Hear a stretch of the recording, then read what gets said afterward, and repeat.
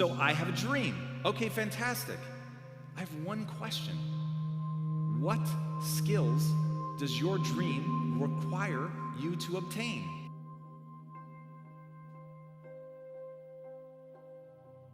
I always tell people, stop rehearsing the failure and stop rehearsing it under the guise of I just want to be ready. I want to have a backup plan. Well, the problem is what you're going through over and over and over is how things are going to go wrong. It is far better for you to put your energy into how to make sure that they go right. Then you're rehearsing over and over and over. You don't just think about the 1,000 ways that a building could fall. You think about structural integrity. You think about how do you build that in? Where do the posts have to be? That's the thing that you rewire over and over. So get to the spot where your mind is saying stop. Wherever that is, you gotta get there first.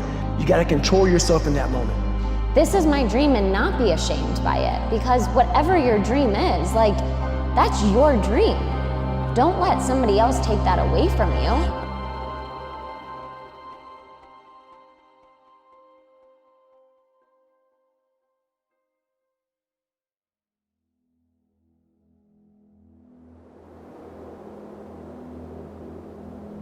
You tend to think that what you want, you just march right towards it. But if in sports you march right towards the goal, what happens? The defenders come in. And what the defenders are is it's your brain saying, ain't gonna happen. So the second you start moving toward that thing you want, be ready. You're gonna tell yourself you don't feel like it. You're gonna have to force yourself. It's happening. There's no way to get around it. And I wanna remind you about something. Unlike a sports field where there's an in and out of bounds, the great thing about life is there actually aren't any. And it's usually in those moments where you feel like you can't do it, that you're closer than ever to having everything that you wanted. And I wanted to show you this so that you keep it in mind, because I think a lot of times when you look back, it's the darkest moments where you realize, holy cow, that's what projected me forward. But what makes mastery is execution on the ideas, not the ideas. And so no idea works unless you're willing to roll up your sleeves, do the practice, invest the time, put in the effort, do the work. Typically on the other side of your greatest fear, of your greatest insecurity, is your greatest blessing. Everyone goes, well, get out of your comfort zone, you'll find things. No. What you're afraid of and what you're insecure about, on the other side of that is typically one of the great gifts or blessings in your life. You don't even know the magnitude of what it's costing you to give into your fears and insecurities. And by the way, insecurities and fears are different things. They're both really insidious, detrimental things that people struggle with. And so on the other side of your fear, that's one thing. And on the other side of your greatest insecurity are blessings. And you have no idea the immeasurable waves that you're missing in your life because you are giving into them and cowering to them. There's people around you, whether they're in your life or now social media, you know, people are always going to tell you no, and people are always going to like roll your eyes when you tell them your dream or your goal. And I think that those dreams and those goals are within reach, and they're, you know, just at the tip of our fingertips. What you're after is the emotion, and so what I want people to get is the emotion they want now, and all it is a new habit. It's learning to discipline this mind, right? By realizing the mind thoughts are out there and letting them float by and constantly coming back to what can I love about this? What can I appreciate? It's like, if you can learn to love or at least appreciate, start to enjoy the things that you used to get upset about, how much freedom would you have? And there's just a part of you, I think, in anything you're doing when you're struggling, is this really for me? Is this my destiny? Should I be doing this? And we misread failure from some sign. You know, is this a sign I shouldn't be doing it? You know, is this a sign I am, you know, not cut out for this? Instead of looking for signs that you can win. And make a decision now that says, I'm gonna live in a beautiful state and I'm gonna find beauty in whatever life brings me.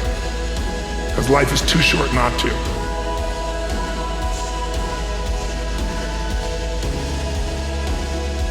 Play the long game. Aim for legendary. Don't just say, I want to be world class in my dominant pursuit for a little window of time. Say, I want to have the guts and the grit and the acumen and the mindset and the capability and the commitment to create enduring success. And that's why I say nothing fails like success.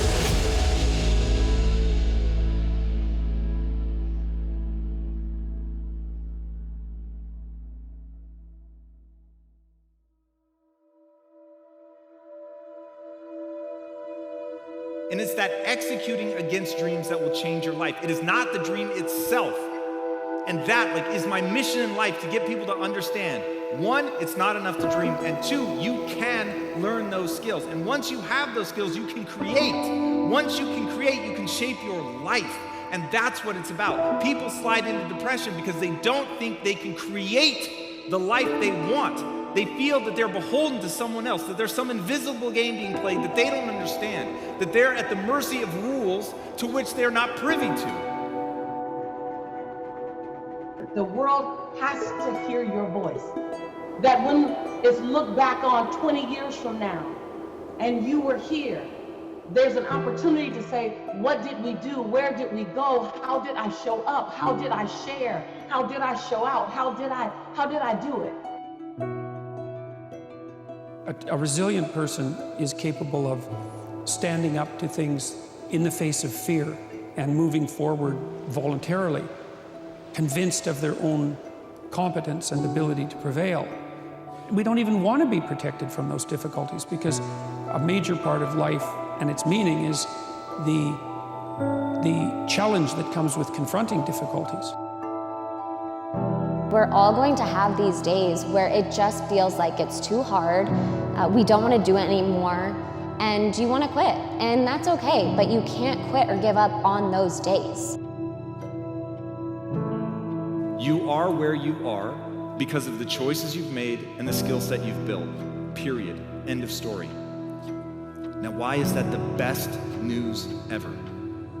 Because it means you're in control. You've steered yourself to exactly this point.